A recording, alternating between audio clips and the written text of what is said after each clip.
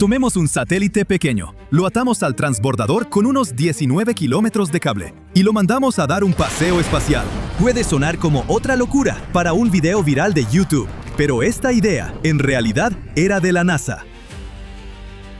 En 1996, se aliaron con la Agencia Espacial Italiana para intentar uno de los experimentos más audaces y extraños jamás hechos en órbita. La misión se llamó TSS-1R, por sus siglas en inglés, Tethered Satellite System 1R. Idearon un plan para soltar un satélite desde el transbordador Columbia con un cable capaz de conducir corriente eléctrica. Mientras el transbordador orbitaba la Tierra, ese cable larguísimo cortaría las líneas del campo magnético del planeta. En términos de física, mover un conductor dentro de un campo magnético genera electricidad. Así que el combo transbordador-cable-satélite estaba por convertirse en un enorme generador orbital. Era como enchufar una extensión al magnetismo invisible de la Tierra.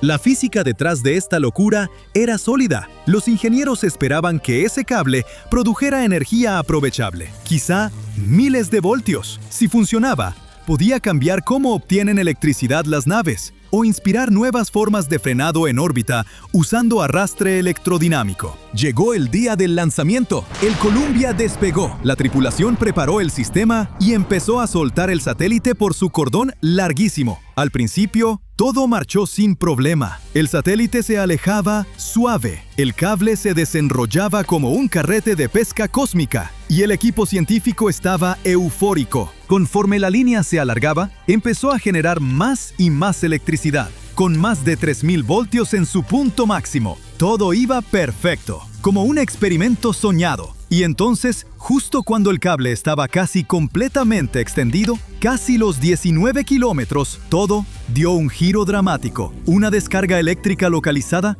se coló por el aislamiento del cable. El cable hizo un arco eléctrico y se quemó, abriéndose un agujero. Y de un chasquido fatal, el cable se rompió. Así, de golpe, el gran experimento quedó arruinado. La tripulación solo pudo mirar cómo el satélite pequeño, todavía con el cable colgando, se alejaba flotando en el espacio como un globo perdido al final del hilo más largo del mundo. Años de trabajo duro preparando el experimento, literalmente, se fueron a la deriva. Visualmente, fue casi cómico. Los reporteros no resistieron llamarlo el experimento espacial más ridículo de la historia. Y, la verdad, no estaban equivocados. Parecía menos tecnología de punta y más como si alguien hubiera amarrado un juguete a un hilo y lo hubiera soltado sobre la Tierra. Pero, ridículo o no, el experimento demostró que la física funcionaba. Antes de la falla, el cable sí generó electricidad significativa, tal como predijeron los científicos. Más de 3000 voltios recorrieron ese cable antes de que se quemara. La idea de usar cables conductores para energía y propulsión en el espacio no era fantasía, era real. El problema no era la ciencia, era la ingeniería. El espacio no perdona, y una pequeña debilidad en el aislamiento bastó para echar abajo toda la misión. Aunque TSS-1R terminó con un chasquido literal, dejó datos valiosos. Los ingenieros aprendieron más sobre cómo se comportan los sistemas de cables en órbita, y el concepto sigue vivo hoy. Investigadores siguen explorando los amarres espaciales para todo, desde desorbitar satélites hasta estaciones de energía futuristas en órbita. Ese cable roto pudo haber sido un bajón en 1996, pero no fue el final de la historia. Si un satélite colgando de un cable no te parece lo bastante loco, ¿qué tal 2 arañas de orbe dorado en la Estación Espacial Internacional? En 2011, la NASA mandó a estas dos, llamadas Gladys y Esmeralda, allá arriba en el transbordador Endeavour, solo para ver. ¿Pueden las arañas tejer telarañas en microgravedad? Resultó que sí. El experimento duró 45 días. Mientras flotaban en órbita, las arañas se pusieron a tejer, pero las telarañas se veían sorprendentemente simétricas, círculos casi perfectos, en lugar de las telarañas ligeramente asimétricas que suelen hacer en la Tierra. Sin una arriba ni una abajo, las arañas usaron la luz dentro de su hábitat para orientarse. En la Tierra, se guían por la gravedad para estirar las patas y soltar los hilos. Pero en el espacio, sin esa referencia, miraron las lámparas y las tomaron como su suelo. Pero ese experimento de 2011 no fue la primera aventura espacial de arañas astronautas. Mucho antes, en 1973, la NASA lanzó al espacio 2 arañas hembras de jardín europeo, llamadas Arabella y Anita, a bordo de Skylab 3. La idea de este experimento vino de una estudiante de preparatoria de Massachusetts de 17 años. Las arañas iban en pequeños contenedores y luego fueron guiadas a una cámara especial para tejer telarañas mientras orbitaban la Tierra. Al principio, Arabella batalló. Tardó en adaptarse y la primera telaraña que tejió quedó incompleta. Pero para el día siguiente, logró terminarla. Con el tiempo, las telarañas que produjo fueron más finas y delicadas que las versiones normales en la Tierra, y los científicos notaron diferencias sutiles en el grosor a lo largo de los hilos. Pero la NASA no tenía curiosidad por las arañas solo por las arañas. Los científicos querían entender cómo las condiciones cercanas a la microgravedad alteran el sistema nervioso central, no solo en arañas, sino en animales en general, humanos incluidos.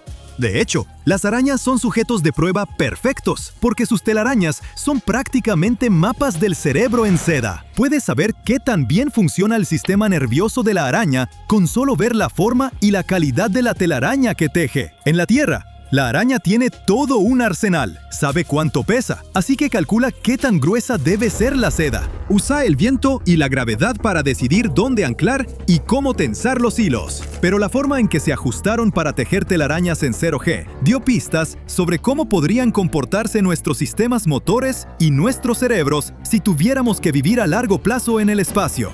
Tristemente, Arabella y Anita, las primeras 2 arañas astronautas, cumplieron su labor. Tejieron. Nos dieron muchísimos datos, pero no sobrevivieron a la misión. La causa probable fue la deshidratación.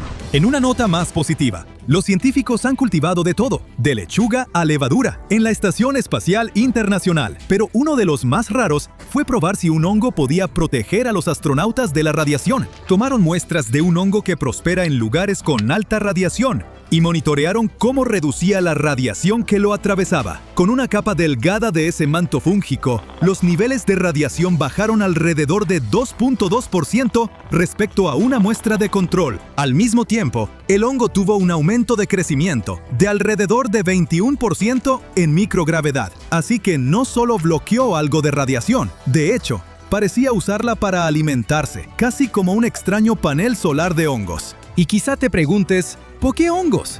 ¿Por qué no acero o plomo?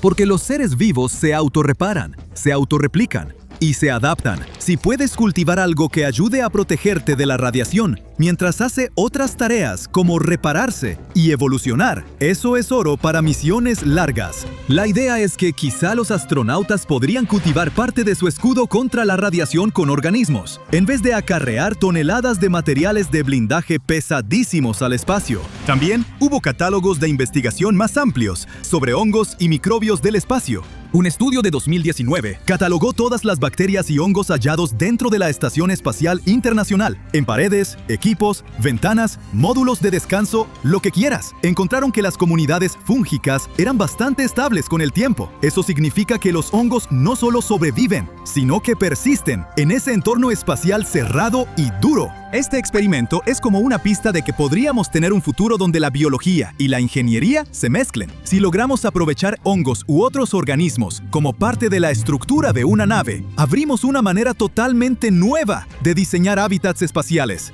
En lugar de muros que construyes una sola vez, podrías tener muros que crecen. Para que los niveles de radiación en Marte se parezcan a los de la Tierra, quizás se necesite una capa de este hongo de unos 2.3 metros de grosor, cubriendo un hábitat. Es enorme, pero quizás sea más fácil que arrastrar toneladas de plomo por el espacio. Falta mucho por resolver sobre seguridad, control, límites de dosis y cómo funcionaría a largo plazo. Pero en el futuro, los astronautas podrían vivir tras muros vivos de hongos, como escudo, aprovechando literalmente la biología para sobrevivir al vacío.